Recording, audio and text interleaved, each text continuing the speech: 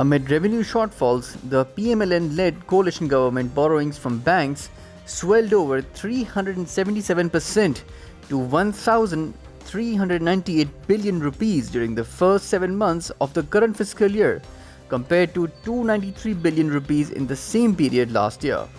The PDM government kept borrowing aggressively from banks through treasury bills and Pakistan investment bonds auctions to meet its growing expenditures at very high interest rates.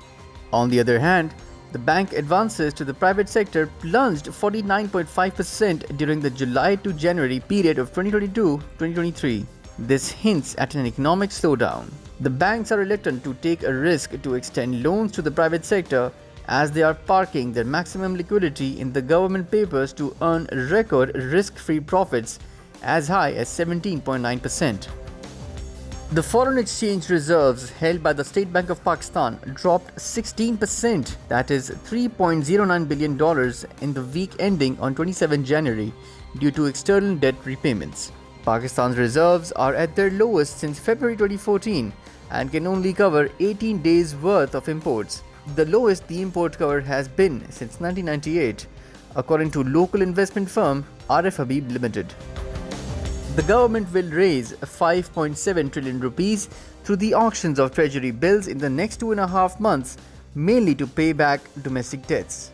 Islamabad is unable to reduce its domestic debt as interest payments constitute the largest share in the annual budget.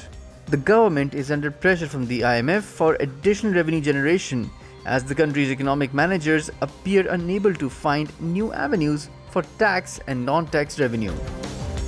The IMF mission has been in Islamabad since 31st January to complete the stalled technical and policy level on the completion of the 9th review. After the first round of technical talks concluded on Friday, Prime Minister Shehbaz Sharif observed that the lender was imposing conditions that were beyond wildest dreams. PM Shehbaz acknowledged that Pakistan had no choice but to implement the conditions.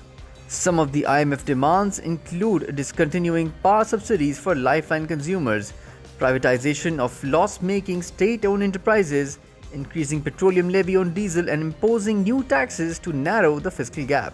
Talks between the IMF team and the Finance Department on policy level will continue on Monday. The benchmark of representative shares of the Pakistan Stock Exchange moved within a short range during the outgoing week on political and economic crisis. RF Limited said the terrorist attack in Peshawar, which caused concerns about the overall security situation in the country, took a toll on the index. However, the commencement of talks between the International Monetary Fund and the government for the 9th review in Islamabad brought back the bulls.